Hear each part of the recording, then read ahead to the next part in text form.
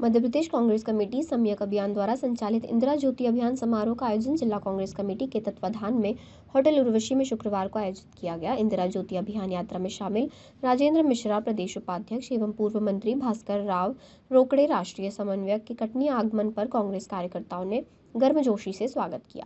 इस अवसर पर पत्रकार वार्ता को संबोधित करते हुए यात्रा में शामिल वरिष्ठ कांग्रेसी नेताओं ने कहा कि 12 जुलाई 2024 को भारत सरकार ने प्रतिवर्ष 25 जून को संविधान हत्या दिवस की मनाने की अधिसूचना राष्ट्रपत्र में प्रकाशित करने के साथ ही पूर्व प्रधानमंत्री श्रीमती इंदिरा गांधी के खिलाफ मनगढ़ंत दुष्प्रचार शुरू कर दिया था। सम्यक अभियान की प्रेरणा सूत्र इंदिरा गांधी जो हमारे बीच न होकर भी कार्यों, विचारों व क्रांतिकारी निर्णय के रूप में हमें सदैव अपनी मौजूदगी का एहसास कराती है।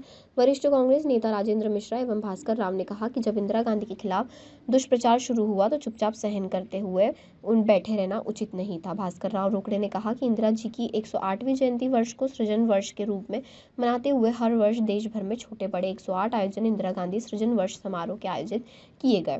इंदिरा ज्योति अभियान मध्य प्रदेश, छत्तीसगढ़ व राजस्थान में संचालित है। पत्रकार भारत में यात्रा प्रभारी हरिशंकर शुक्ला, जिला प्रभारी बीरेंद्र द्विवेदी, जिला शहर कांग्रेस अध्यक्ष एंड अमित शुक्ला, महिला कांग्रेस अध्यक्ष रजनी वर्मा, राकेश कक्का जैन, राम नरेश त्रिपाठी, BM तिवारी, बसंत द्विवेदी, शैलेंद्र शुक्ला, मुन्ना कुशवाहा, अजय कोल, श्याम यादव, विजय मंगल चौधरी, सुशील जायसवाल, राजेश जाटव, जितेंद्र गुप्ता, श्याम पाहुजा आदि मौजूद थे।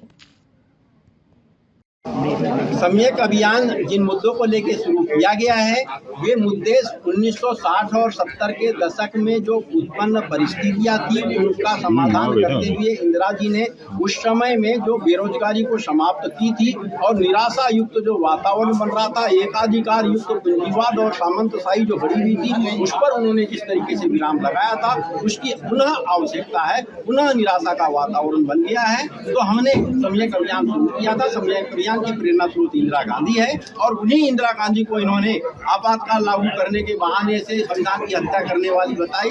हमने उसको तथ्यात्मक ढंग से पूरे देश में बात रखी और बीजेपी वालों के पास कोई जवाब नहीं मिल सका मेरी बातों का खंडन करने का। हमने जो है अब इंदिरा जी के विचारधारा को जन जन तक पहुंचाने के लिए ये सघन यात्रा शुरू किया है। अब 3 राज्यों में हर जिला मुख्यालय तक हमारी यात्रा जाएगी।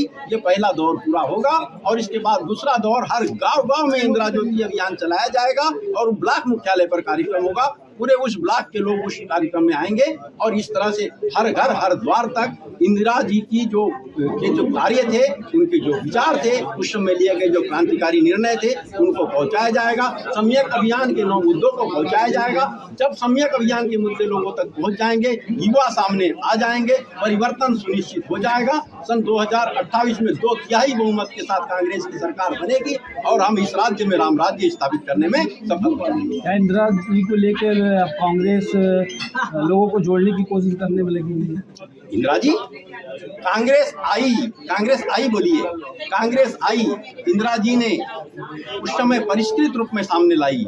ये है कांग्रेस धारा, गरीबी हटाओ, अवसर सृजित करो। और जब इंदिरा जी 1980 में आप लोगों को बताना चाहते हैं कि पुनः प्रधानमंत्री बनी तो उसके बाद उन्होंने देखा अब बेरोजगारी आगे बढ़ सकती है, इसको कैसे रोका जाए। तो पूरे देश में 1000 से अधिक औद्योगिक क्षेत्र उन्होंने विकसित किया और आज जितने भी मध्य प्रदेश में औद्योगिक क्षेत्र दिखाई दे रहे होंगे, देश में औद्योगिक क्षेत्र दिखाई दे रहे होंगे, इसकी जनक श्रीमती इंदिरा गांधी।